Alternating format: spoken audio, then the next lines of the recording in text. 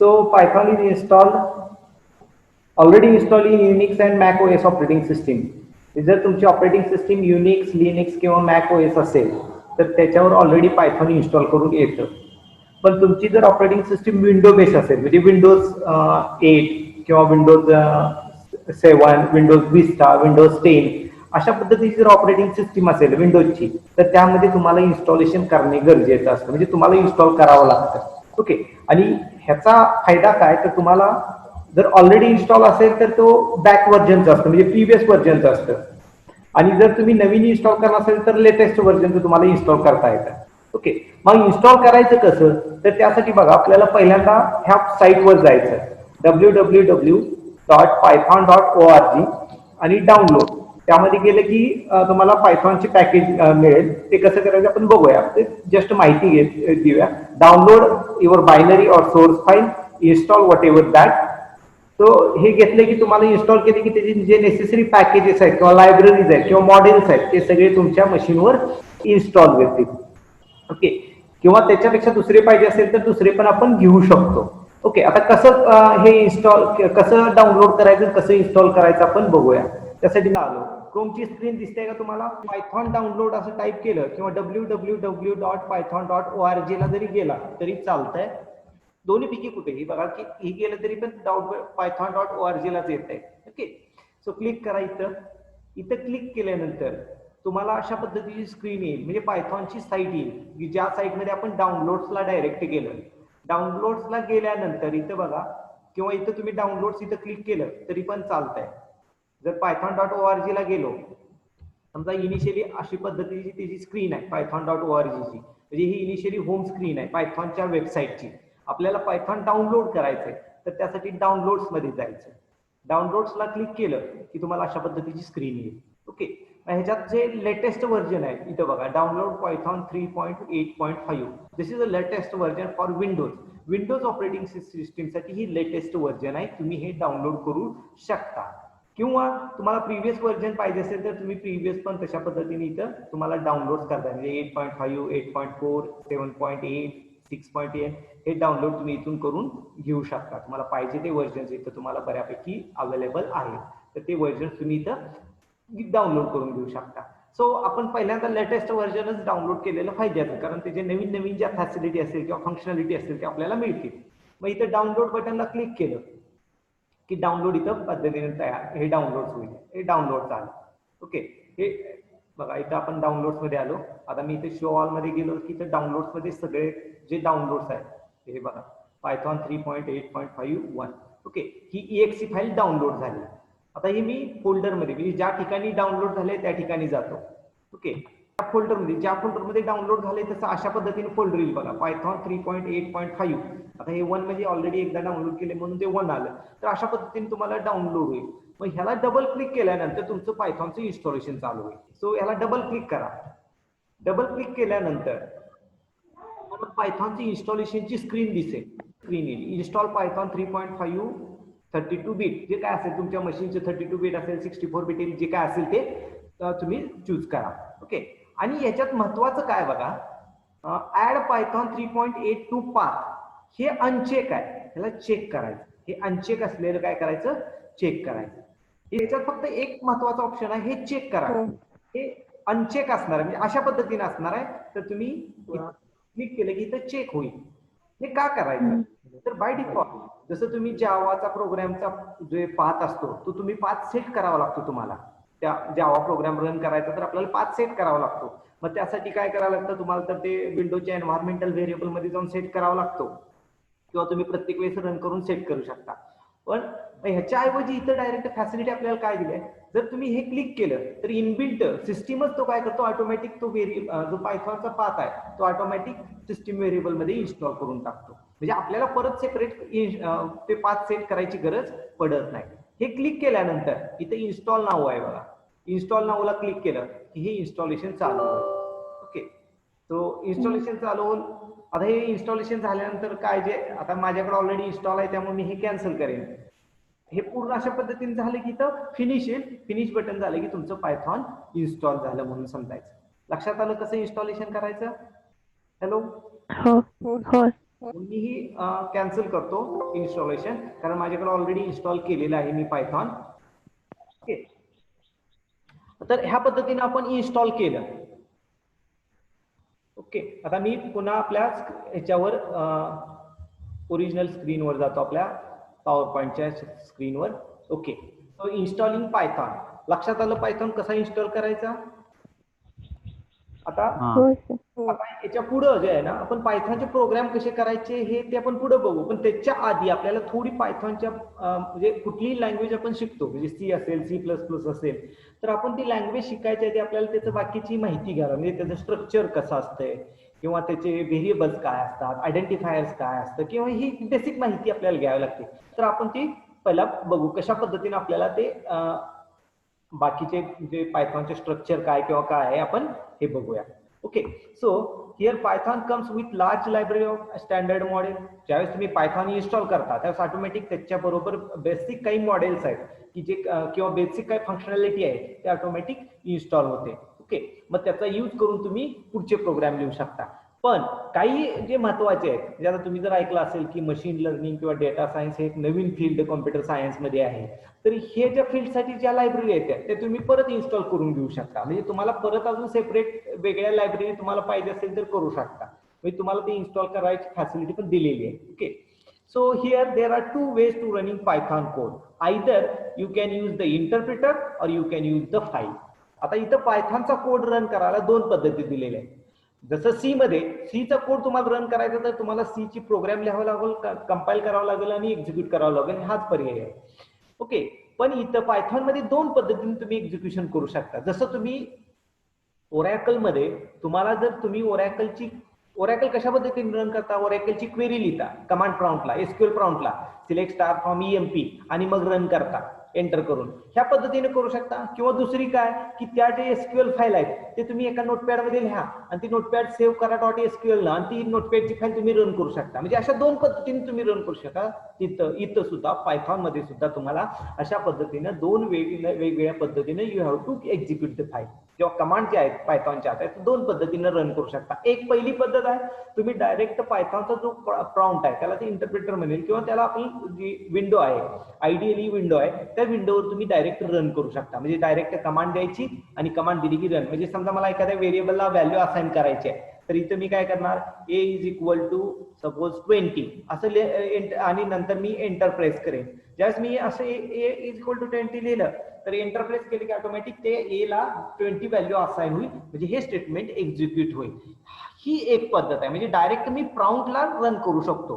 म्हणजे either in interpreter म्हणजे थोडक्यात कमांड प्रॉम्प्टला आपण ते रन करू शकतो. किंवा दुसरी you can use the file, म्हणजे हा कमांड फाईल मध्ये लिहायची आणि ती फाईल रन करायची, अशा पद्धतीने पण करू शकतो. म्हणजे दोन पद्धती आपल्याला एक्झिक्युशनला दिलेल्या आहेत. Okay, so here there is one ideally is available.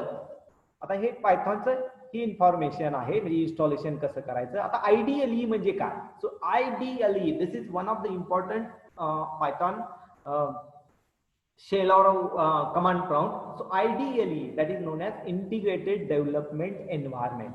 See, ideally is a long form दिलेला आहे, integrated development environment.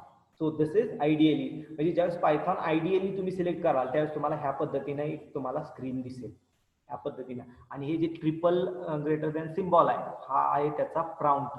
जसं आपला ओरॅकलचा SQL असतो किंवा तुम्ही डॉसला गेला तर C प्रॉम्प्ट येतो, बरोबर आहे की नाही, किंवा D प्रॉम्प्ट येतो, की जे काय असेल ते कमांड प्रॉम्प्ट येतो, तसं इथं पायथॉनचा हा प्रॉम्प्ट आहे. ओके, ओरॅकलला गेला तर तुम्ही SQL येतं, SQL आणि ग्रेटर दॅन सिम्बॉल म्हणजे तो ओरॅकलचा. तर इथं पायथॉन मध्ये तुम्हाला अशा पद्धतीनं हे. आता ही जी विंडो दिसते आहे ही विंडो म्हणजेच आयडियली आहे. Okay, integrated development environment. मग इथं तुम्ही बघा, इथं जे कमांड प्रॉम्प्ट आहे, हा कमांड प्रॉम्प्टला तुम्ही एखादी कमांड द्यायची. म्हणजे इथे मी समजा a इज इक्वल टू 10 लिहिलं आणि एंटर केलं तर ऑटोमॅटिक a ला ही 10 व्हॅल्यू असाइन होते, म्हणजे ही कमांड रन होते. Okay, so this is one way. ह्या पद्धतीने. किंवा दुसरी पद्धत काय सांगितलंय, फाईलमध्ये जायचं, फाईलमध्ये गेले की न्यू ओपन करा, न्यू केलं की नवीन पेज ओपन होईल, नवीन पेजमध्ये तुम्ही सगळ्या कमांड टाईप करा, सेव्ह करा आणि ती फाईल रन करा. ती रन केली की ऑटोमॅटिक ते रन सगळे फाईल ह्या शेलमध्ये तुम्हाला रन होईल. तर ह्या पद्धतीने आपले आहे. आता ज्यावेळेस आपण इंटरप्रिटर बघतोय किंवा पायथॉनची स्क्रीन बघतोय त्यावेळेस तुम्हाला अशा पद्धतीने दिसेल, it is multi window text editor with the syntax highlighting. This is important. Syntax highlighting, auto compilation, smart indent and some other facility. ज्यावेळेस आपण ही विंडो ओपन, मल्टी विंडो म्हणजे तुम्ही एकापेक्षा जास्त पायथॉनच्या विंडो ओपन करू शकता. एकापेक्षा जास्त तुम्ही पायथॉनच्या अशा जशा आयडियली आहे ते मल्टिपल ओपन करू शकता. जसं वर्डमध्ये तुम्ही मल्टिपल फाईल ओपन करू शकता, एक्सेलमध्ये जसं मल्टिपल फाईल ओपन करू शकता, तसं इथं सुद्धा पायथॉनच्या मल्टिपल फाईल्स तुम्हाला ओपन करता येतात. हा पहिला. दुसरं, सिंटॅक्स हायलाइटिंग. सिंटॅक्स हायलाइटिंग म्हणजे काय की हे वेगवेगळे सिंटॅक्स दिसतात बघा, की ह्या सिंटॅक्स मध्ये वेगवेगळे कलर दिसतात बघा. इथं आता हॅश ए कमांड किंवा str is equal to double quote मध्ये ए स्ट्रिंग, म्हणजे इथं बघा की हा लाल कलर मध्ये आहे, so comment will be in a red colour. किंवा str, this is a variable name, आणि अ स्ट्रिंग ही व्हॅल्यू आहे, स्ट्रिंग व्हॅल्यू आहे, so string is in a grey. किंवा क्लास आणि pass, these are the keyword. Class आणि pass हे वेगवेगळ्या कलर मध्ये दिसतात. Okay, so this class and pass, this keywords are in orange colour. Okay, the class name, इथं class name दिसते. Definitions म्हणजे क्लास नेम, व्हेरिएबल नेम जे काय असेल ते, so that are in a blue colour. Output, हे जे output लिहिलेलं आहे, आउटपुट सुद्धा कसं आहे, ब्ल्यू कलर मध्ये येते. म्हणजे अशा पद्धतीने मल्टी कलर तुम्हाला इनपुट वेगवेगळी असेल, म्हणजे तुम्ही वेगवेगळे थीम वापरणार आहे. म्हणजे तुम्ही व्हेरिएबल असेल, क्लास डिफाईन करणार असेल, फंक्शन डिफाईन करणार असेल, किंवा कमेंट देणार असतात, काय असेल तर ते वेगवेगळ्या कलर मध्ये येतं आणि त्यामुळे आपल्याला इझिली आयडेंटिफाय होतं. So that is syntax highlighting. Okay, he important आहे. सिंटॅक्स हायलाइटिंग महत्वाचं आहे. दुसरं, ऑटो कम्प्लिशन. ऑटो कम्प्लिशन म्हणजे काय की समजा मला एखादी कमांड पूर्ण आठवत नाही किंवा माझं स्पेलिंग लक्षात येत नाहीये. ओके, फॉर एक्झाम्पल मला क्लासचं स्पेलिंग लिहायला चुकत असेल. ओके, तर मी CL लिहिलं आणि टॅब दाबलं की ऑटोमॅटिक क्लास किंवा CL वरून सुरू होणारी सगळी कीवर्ड तिथे डिस्प्ले होतात. So that is auto completion. म्हणजे ऑटोमॅटिकली ऑटो कम्प्लीट, म्हणजे तुम्हाला तो व्हेरिएबल ते कीवर्ड, समजा एखादा मोठा कीवर्ड असेल की ते स्पेलिंग आपल्या लक्षात राहिलं नाही किंवा विसरलं असेल काय असेल, तर ते आपण ऑटो कम्प्लीटनं आपण विजिबल करू शकतो. So that is auto complete. Smart indent. Okay, आता smart indent is very important part. Python मध्ये इंडेंट जे आहे, इंडेंट म्हणजे थोडक्यात काय की हे जे क्लास आणि पास मध्ये तुम्हाला इथं स्पेस दिसतोय बघा, क्लासच्या पुढच्या स्टेटमेंटमध्ये पासला बघा. जनरली तुम्ही C++, जावा, C#, कुठल्या लँग्वेज मध्ये प्रोग्राम केला तर एखादा स्टेटमेंट लिहिताना आपण कर्ल ब्रेसेस देतो. म्हणजे आपण समजा फंक्शन लिहितोय, समजा मेन फंक्शन आहे. ओके, सो मेन फंक्शन लिहिलं, त्यानंतर मेन फंक्शन कर्ल ब्रेसनं चालू होतं आणि कर्ल ब्रेसनं एंड होतं, बरोबर आहे की नाही. तर ह्या पद्धतीनं आपण फंक्शन किंवा लूप किंवा ब्रांचिंग स्टेटमेंट काय असेल ते आपण म्हणजे ब्लॉक डिफाईन करण्यासाठी आपण हे कर्ल ब्रेस वापरतो. पण पायथॉन मध्ये कर्ल ब्रेस आपल्याला त्यासाठी वापरायचं नाही. कर्ल ब्रेस वापरायचा आहे पण त्याला दुसरा पर्पज आहे, ते आपण पुढे बघणारच आहे. तर आपल्याला मग इथं कशा पद्धतीने डिफाईन करायचं, तर त्यासाठी आपल्याला इंडेंट दिलेलं आहे. इंडेंट म्हणजे स्पेसिंग ठेवायचं आहे. म्हणजे आपल्याला ह्याच्यानुसार ठराविक स्पेसिंग आहे, त्यालाच इंडेंट म्हणलं जातं. तर ते इंडेंट आपल्याला ठेवायचं. म्हणजे फॉर लूप, आता उदाहरण घ्यायचंच म्हणलं तर आपण फॉर लूप कसं लिहितो, for I is equal to 0, I is less than 10, I plus plus कंस पूर्ण आणि इथं कर्ल ब्रेस आणि इथं काय स्टेटमेंट आणि नंतर कर्ल ब्रेस कंप्लीट. हे अशा पद्धतीने आपण C++ हे लिहितो. पण पायथॉन मध्ये तुम्हाला लिहिताना कसं लिहायचंय, फॉर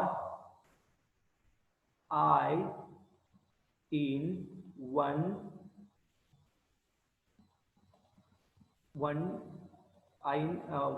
किंवा I in range 1,10 आणि इथं मग हे स्टेटमेंट लिहिताना इथं जरा स्पेस सोडायची आणि इथून पुढे जे काय स्टेटमेंट असतील ते लिहायचे आणि पुढचं फॉरच्या पुढचं स्टेटमेंट पुन्हा मग इथून चालू करायचं. So that is indenting. Indenting म्हणजे स्पेसिंग सोडणं. इथं कर्ल ब्रेस वापरायचा नाही. So that is indent. So Python text editor is multi window, syntax highlighting, auto completion and smart indent. हे सगळ्यात महत्वाचं आहे. So Python shell with the syntax highlighting shown here. So integrated debugger with stepping persistent breakpoints and call standard visibility. So हे पायथॉनच्या integrated element म्हणजे Python IDE helps to code color coding, debugging, auto indenting and interactive shell. म्हणजे आपल्याला हे ideally open केलं, आपण ideally पण मध्ये करू शकतो की डायरेक्ट त्याला शेल मध्ये पण डायरेक्ट म्हणजे कमांड प्रॉम्प्ट पण जसा आहे ब्लॅक स्क्रीनचा तशा पद्धतीने पण आपल्याला जाता येतं. म्हणजे त्या ठिकाणी माऊसचा यूज न करता आपल्याला डायरेक्ट इनपुट करू शकता. तर दोन्ही त्या पद्धतीने पण आपल्याला करता येतं. पण ideally is the best way to learn something basic. Python basic learn करायला आपल्याला आयडियली आहे. मग आयडियली आपल्याला काय देतंय? Colour coding. हे जे कलर कोडिंग दिलेलं आहे ते, किंवा डिबगिंग फॅसिलिटी. म्हणजे ह्याच्यात माझं काही चुकलं असेल तर ते एरर मेसेज दाखवतं, त्या ठिकाणी तुम्ही डिबग करू शकता. ऑटो इंडेंटिंग म्हणजे ऑटोमॅटिक इंडेंट होतं. म्हणजे तुम्ही इथं डबल, आता इथं बघा दुसरं एक महत्वाचं काय की इथं आपल्याला ब्लॉक तयार करायचा असेल तर इथं कोलन वापरलं जातं. पायथॉन मध्ये काय कोलन वापरलं जातं. इथं बघा मी इथं कोलन लिहिलेलं आहे फॉरच्या पुढं. ओके, हे कोलन वापरलं जातं. कोलन वापरला की ते ऑटोमॅटिक समजते की हा ब्लॉक आहे. ब्लॉक असेल की तो ऑटोमॅटिक इंडेंट करतो आणि पुढे स्पेस देतो. So that is auto indenting. आणि इंटरॅक्टिव्ह शेल म्हणजे हा जो शेल आहे तो इंटरॅक्टिव्ह नेचर आहे. आपण इनपुट करू शकतो किंवा ते आउटपुट देऊ शकतो. So these are the ideally environment. लक्षात आला आयडियली काय? सो ही आयडियली आपल्याला पायथॉनची आयडियली आहे. आपण पायथॉनचा प्रोग्राम लिहिताना तुम्हाला ते दाखवतो की कशा पद्धतीने आयडियली आपल्याला वापरता येईल. Okay, now some syntax related with the python. पायथॉनच्या रिलेटेड काही सिंटॅक्स आपण बघूया. ओके, सो फर्स्ट सिंटॅक्स आपण बघणार आहे कमेंट्स कशा दिल्या जातात पायथॉन मध्ये. ओके, आता कुठलीही प्रोग्रामिंग लँग्वेज घेतली तर कमेंट्स असतात. कुठलीही प्रोग्रामिंग लँग्वेज घ्या, मग तुम्ही सी घ्या, C++ घ्या, जावा घ्या, तर आपल्याला जनरली माहित आहे. समजा C मध्ये तुम्ही अशा पद्धतीने कमेंट देऊ शकता. ओके, ही C++ मध्ये, जावा मध्ये, C# मध्ये आपण कमेंट दिले, किंवा काही ठिकाणी सिंगल स्टेटमेंट असेल तर तुम्ही डबल स्लॅश देता, ती कमेंट होते. कमेंटचा अर्थ काय? The comment will be shown the information about the programmer or information about the code. जे कोड तुम्ही लिहिलाय त्याच्याबद्दलची इन्फॉर्मेशन कमेंट मध्ये डिस्प्ले होते.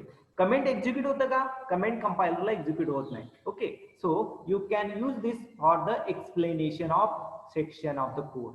कमेंट कशासाठी वापरला जातो? तर कमेंट हा त्या पर्टिक्युलर कोडसाठी एक्सप्लेनेशन. आता महत्वाचं काय की आपण जनरली बघा की आपण आतापर्यंत बरेचसे प्रोग्राम लिहिला पण आपण कमेंटचा यूज कधी करत नाहीये.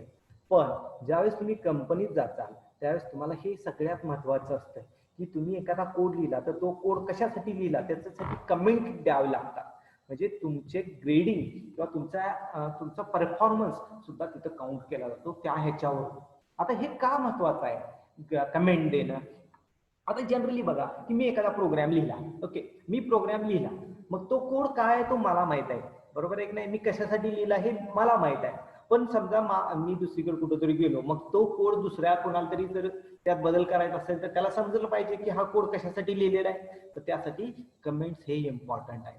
म्हणजे एखादा कोड आहे तो कोड कशासाठी लिहिला म्हणजे त्या कोडच्या रिलेटेड एक्सप्लेनेशन देण्यासाठी कमेंट्स वापरले जातात. So comments are use to explain the section of the code. कोडचा सेक्शन आपल्याला एक्सप्लेन करण्यासाठी. These are the ignore by the interpreter. Compiler किंवा इंटरप्रिटर कमेंटला इग्नोर करतो. म्हणजे कमेंटचे जे स्टेटमेंट्स असतील म्हणजे ज्या ठिकाणी कमेंट येतं ते स्टेटमेंट कंपायलर किंवा इंटरप्रिटर एक्झिक्यूट करत नाही. ओके, त्यामुळे त्याचा एरर यायचा प्रश्नच नाहीये, कारण एक्झिक्युशन होत नाही त्याचं, फक्त ते आहे जसं डिस्प्ले करतं, ते एक्झिक्युशन होत नाही. So the interpreter or compiler ignores the comment. Okay, आता इथं कमेंट कसे देतात? So here in that we have to use the hash symbol for the comment. म्हणजे C# मध्ये पायथॉन मध्ये आपल्याला कमेंट द्यायची असेल तर एखाद्या स्टेटमेंटला कमेंट द्यायची असेल तर त्या स्टेटमेंटच्या आधी आपण हॅश इन्क्लूड करून तुम्ही त्याच्या पुढे काही लिहू शकता. So that is comment. So इथं दिले बघा, so this is a comment. या पद्धतीने ही कमेंट आपल्याला डिस्प्ले होईल. म्हणजे कमेंट कशासाठी वापरायचं का? ज्यावेळेस आता इथून पुढे तुम्ही हळूहळू सवय लावून घ्या की तुम्हाला प्रोग्राम लिहिताना त्याची कमेंट लिहावी. ओके, म्हणजे तो प्रोग्राम किंवा तो कोड कशासाठी लिहिलाय ते आपल्याला येतं. तो पहिला पार्ट आहे कमेंट्स झाला. दुसरा, now python is a line structure. Okay, so python program comprise the logical lines. So it is a line structure, line by line, कारण हा इंटरप्रिटर आहे. So it will be execute line by line. New line token can be follow each other, automatic new line token येतो. Okay, the interpreter ignores the blank line. Blank line हा interpreter execute करत नाही, ignore करतो. So इथे Python has a comments, Python has a line structure. Okay, then आता हे single line झालं, पण मल्टी लाईन लिहायचं असेल तर म्हणजे तुम्हाला एकाच, आता समजा इथं बघा की इथं प्रिंट स्टेटमेंट लिहिलेलं आहे. ओके, प्रिंट स्टेटमेंटमध्ये जनरली आपण कसं लिहितो, समजा मी प्रिंटमध्ये सांगोला कॉलेज लिहिलं, तो प्रिंट आणि इथं मी डबल कोटमध्ये सांगोला कॉलेज सांगोला लिहिलं, तर हे एकाच लाईन मध्ये झालं. ओके, पण मला सांगोला कॉलेज आणि पुढचं सांगोला नेक्स्ट लाईनला लिहायचंय. ओके, म्हणजे दिसताना हे एका लाईनला दिसेल, पण लिहिताना असं वेगवेगळ्या मल्टी लाईन मध्ये लिहायचंय. तर तुम्ही दोन पद्धतीने येऊ शकता. एक, you can use the backward slash आणि you can use the triple quote. So that triple quote आपण पुढे बघणार आहे, त्याला डॉक स्ट्रिंग मध्ये जातं. So python does not mandate semicolon. आता दुसरं महत्वाचं तुम्हाला अजून एक स्टेटमेंट दिसतंय, प्रिंट नंतर इथं सेमिकोलन दिलाय का? आतापर्यंत ज्या आपण लँग्वेज शिकलो, सी असेल, C++ असेल, जावा असेल, तर प्रत्येक लँग्वेज मध्ये स्टेटमेंट एंड हे कशा नव्हतं, सेमिकोलन नव्हतं. पण पायथॉन मध्ये सेमिकोलन वापरत नाही. It can automatically consider new line, जर कॅरेक्टर आलं तर ते ऑटोमॅटिक कन्सिडर करतं statement end. Okay, so new line means new statement. नवीन लाईन आली म्हणजे इथे एंटर केला, so it means automatically it goes to new line, आणि न्यू लाईन म्हणजेच नवीन स्टेटमेंट. So but sometime you may want to split statement. आता इथं दोन पद्धती, न्यू लाईन स्टेटमेंट आणि स्प्लिट द स्टेटमेंट. आता इथं बघा, इथं मी याच्यानंतर एंटर करून इथं दुसरी स्टेटमेंट लिहिली, तर हे काय दोन स्टेटमेंट होत आहे. पण इथं हे एक्झाम्पल बघा, ह्या एक्झाम्पल मध्ये काय केलंय, प्रिंट हाय आणि हाऊ आर यू हे एकच स्टेटमेंट आहे. पण हे एक स्टेटमेंट काय केले, दोन लाईन मध्ये स्प्लिट केलंय.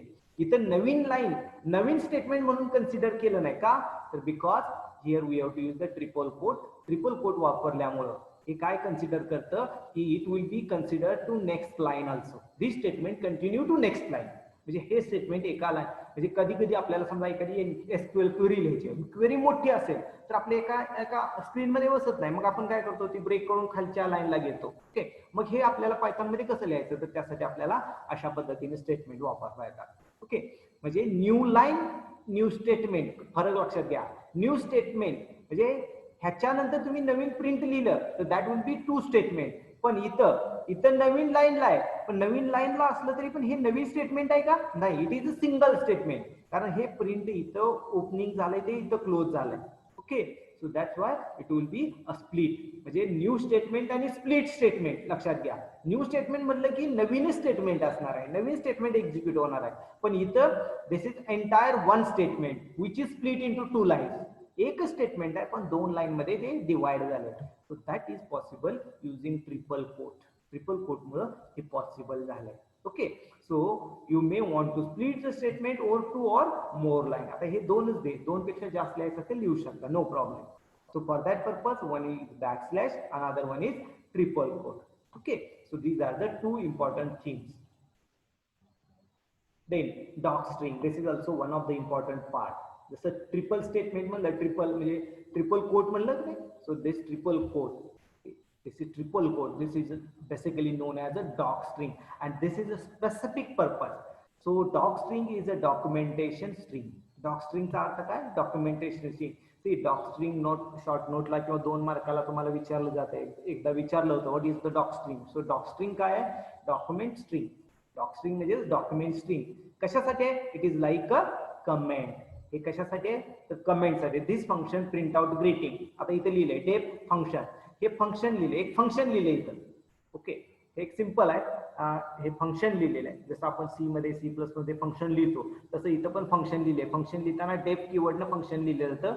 ही FUNC फंक्शन म्हणजे फंक्शन नेम कोलन, कोलन नंतर जे काय असेल ते लिहू शकतो, प्रिंट हाय, आणि हे फंक्शन मग इथं कॉल केलं. Okay, so this is a simple statement. मग इथं बघा ह्या फंक्शन मध्ये काय केलंय, so here this statement is a doc string. Doc string कसं डिफाइन, जर ट्रिपल कोट मध्ये असेल तर ते काय म्हणलं जातं, डॉक स्ट्रिंग म्हणलं जातं. So it is a doc string. So like a comment, this Python syntax is used to explain code. Okay, so but unlike comment, they are more specific. आता याच्यात बघा, कमेंट पेक्षा आणि याच्यामध्ये काय फरक आहे. कमेंट हे त्या प्रोग्राम बद्दल माहिती सांगतं, पण हे स्पेसिफिकली माहिती सांगतं. हे फंक्शन म्हणजे तुमच्या हेल्पमध्ये सुद्धा हे तुम्हाला डिस्प्ले होतं. तुम्ही समजा हेल्प फंक्शन केलं तर फंक्शन काय आहे हे सगळं त्याची डॉकस्ट्रिंग ही इन्फॉर्मेशन देतं. So it is more specific than the comment. Okay, they can also retain at run time, म्हणजे रन टाइमला सुद्धा हे ऍक्टिव्ह राहतं. कमेंट कशी असती, कमेंट त्या पर्टिक्युलर प्रोग्राम मध्येच आपल्याला डिस्प्ले होते. रन केल्यानंतर ती आपल्याला कमेंट दिसत नाही, पण ज्यावेळेस तुम्ही फंक्शन रन करता त्यावेळेस फंक्शनमध्ये किंवा फंक्शनची हेल्प घेता त्यावेळेस फंक्शनच्या हेल्पमध्ये तुम्हाला ही सगळ्या माहिती येते. सो रन टाइमला सुद्धा ही डॉकस्ट्रिंग अवेलेबल असते. Okay, so this way the programmer can inspect them at run time. म्हणजे तुम्ही जेव्हा तुम्हाला एखादा प्रोग्राम डिबग करायचा असेल तर तुम्हाला त्या डॉकस्ट्रिंगचा उपयोग होतो. Okay, so docstring is a 3 double quote. 3 double quote म्हणजे 1 2 3 3 कोट आपण घेतले, डबल कोटेशन मार्क, तर ते डॉकस्ट्रिंग येते. आणि दुसरं महत्वाचं, डॉकस्ट्रिंग मध्ये तुम्ही मल्टी लाईन लिहू शकता, मल्टिपल लाईन. आता इथं फक्त एकच लाईन लिहिली, this function print out the greeting, हे एकच फंक्शन एकच लाईन लिहिली आहे, पण तुम्ही अशा पद्धतीने मल्टिपल लाईन्स लिहू शकता. So that will be a docstring. Okay, so you may put it a functions first line to describe it. ते एक्झाम्पल म्हणून सांगितलंय की इथं तुम्ही फंक्शनच्या पहिल्या लाईनला हे डॉकस्ट्रिंग वापरू शकता की ज्यामुळे हे फंक्शन काय आहे ते समजू शकतं. So this is a docstring. म्हणजे आपण आता कमेंट बघितली, कमेंट नंतर line structure, multi line structure आणि डॉकस्ट्रिंग. ओके, सो डॉकस्ट्रिंग आणि कमेंट हे सिमिलर आहे, फक्त दोन्हीमध्ये फरक आहे. कमेंट हे त्या पर्टिक्युलर रन टाइमला मेंटेन होत नाही, पण डॉकस्ट्रिंग हे तुम्हाला मेंटेन होतं आणि हे मोर specific than the comment. Comment पेक्षा मोर स्पेसिफिक आहे. Okay, so this will be docstring. Okay, now indentation. Okay, indentions indentions. Okay, now see here, indentation मग सांगितलं की indentation म्हणजे काय, स्पेस देणं. ओके, नाउ सी ह्या प्रोग्राम मध्ये बघा, इथं बघा if लिहिलंय, if 2 greater than 1 then colon. आता हे जर मी सी मध्ये लिहायचं म्हणलं तर मी कसं लिहिणार, if 2 greater than 1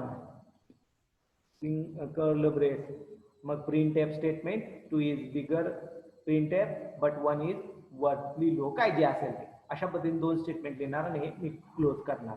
आता हा स्ट्रक्चर आणि हा स्ट्रक्चर बघा, हा सीचा स्ट्रक्चर, C++चा, जावाचा, C शार्पचा स्ट्रक्चर आहे, पण इथं पायथॉन मध्ये काय फरक बघा. एक पहिली गोष्ट इफ आहे, इथं जे तुम्ही लिहिलंय कंसात त्याच्याऐवजी नाही विदाउट कंसात तुम्ही लिहू शकता. आणि दुसरं म्हणजे इथं बघा डबल डॉट आहे. डबल डॉट ज्या ठिकाणी दिला ऑटोमॅटिक पायथॉनचा इंटरप्रेटर काय समजणार आहे, दिस इज अ ब्लॉक, हा ब्लॉक आहे असं समजणार. आणि त्यामुळे नेक्स्ट लाईनला गेलं की तो ऑटोमॅटिक काय करणार, ठराविक स्पेसिंग सोडणार आणि तिथून पुढं तुमचं प्रिंट म्हणजे जे काय स्टेटमेंट असेल ते चालू होईल. म्हणजे पुढचं स्टेटमेंट सुद्धा हे कुठंपर्यंत, जोपर्यंत हा इफचा ब्लॉक संपत नाही. इफचा ब्लॉक संपला, इथे संपला, तर पुढचं स्टेटमेंट कुठं असणार आहे, या ठिकाणी असणार आहे. ओके, म्हणजे हे इंडेंटन नसणार आहे, डायरेक्ट इथून कमांड सुरू होणार आहे. जसं हे इफ कुठं संपणार आहे, ज्यावेळेस हे कर्लीब्रेस क्लोज होते. Okay, so this will be indentation. So since Python doesn't use the curly braces to delimit the block of code, this Python syntax is a mandatory. म्हणजे त्या आपल्याला ब्लॉक डिफाईन करायचा आहे, त्या ब्लॉक साठी आपल्याला कुठल्या पद्धती कर्ल ब्रेस वापरलं जात नाही, त्यामुळे इंडेंशन हे महत्वाचं आहे. So Python syntax is a mandatory for this purpose. So you can indent code under the function, loop, class और एनी अदर. तुम्ही ब्लॉकच्या ठिकाणी लिहिणार आहे, म्हणजे ब्लॉक म्हणजे काय, मल्टिपल स्टेटमेंट ज्या ठिकाणी लिहिणार आहे एकाच ह्याच्या अंदर, तर त्या ठिकाणी तुम्हाला अशा पद्धतीने इंडेंशन द्यावं लागतं, म्हणजे तो पर्टिक्युलर एक ग्रुप होईल तयार. So that is, you can indent under the function, loop or class. Okay, line of code that begins the block end in a colon. Okay, हे block begin आणि end कशामुळे समजतं, so that will be starts with a colon. हे colon आला की it will be considered that from the next statement block will be started. जसं इथं हा कर्ल ब्रेस दिला की ह्याच्या पुढे समजलं जातं की हा जो पार्ट आहे तो ह्या इफचा ब्लॉक आहे. तसं इफ नंतर इथं 2 कोलन दिले तर याचा अर्थ समजला जातो की इथून पुढचे हे इफचा ब्लॉक आहे. So that will B important. So colon is very important in this. म्हणजे आतापर्यंत फंक्शन, लूप, ब्रँच, क्लास जे काय लिहायचंय तर ते आपल्याला कसं लिहावं लागेल, असं डबल कोलन मध्ये ते फंक्शन इफ लिहिल्यानंतर double colon. Okay, you can indent using number of tabs or space.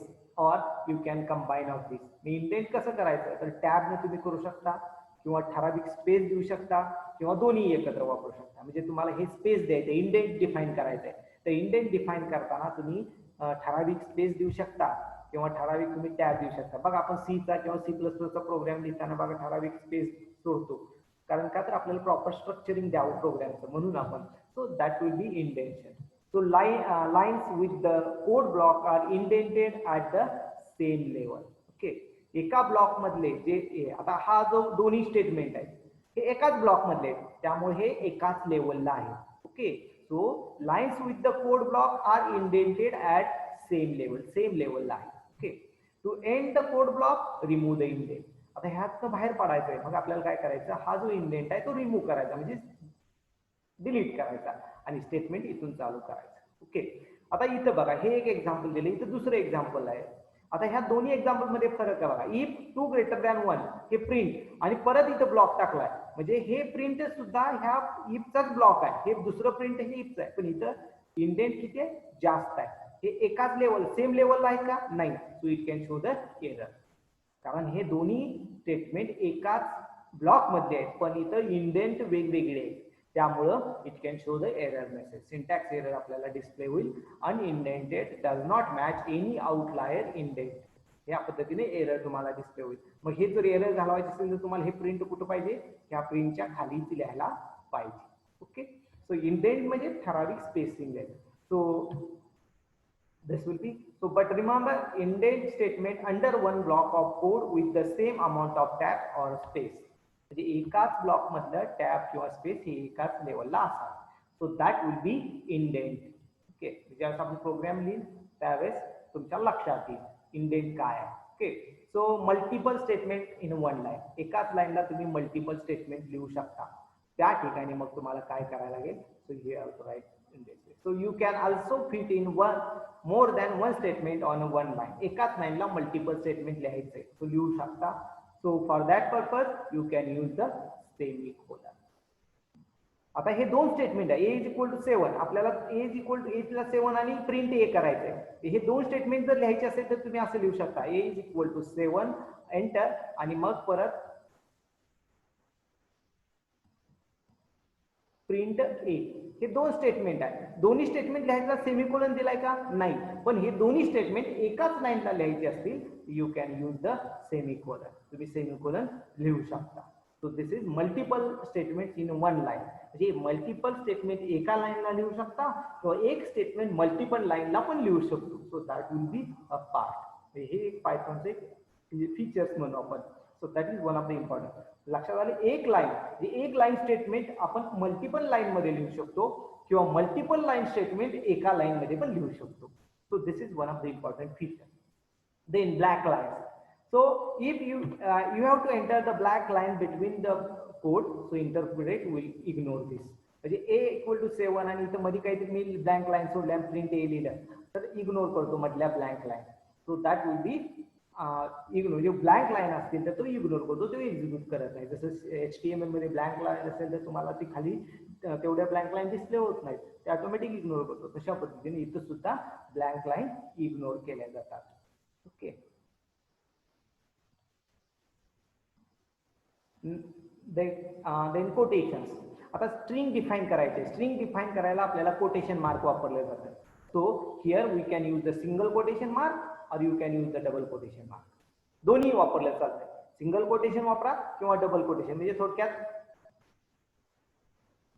समजा हे असं लिहिलं काय आणि डबल कोटेशन हे लिहिलं काय दोन्ही सेम आहे. फक्त हा सिंगल कोटेशन आहे हा डबल कोटेशन आहे. You can use both. पण इथं महत्वाचं आहे ओपनिंग सिंगल कोट केला तर क्लोजिंग सुद्धा सिंगल कोटच पाहिजे. ओपनिंग डबल कोट केला तर क्लोजिंग सुद्धा डबल कोट पाहिजे. आता हे महत्वाचं कधी आहे तर see the following string is single. We need something characters. Okay. So char 1 आणि इथं पण we need a char 1. So this will be we can use. म्हणजे तुम्ही सिंगल लाईन कोड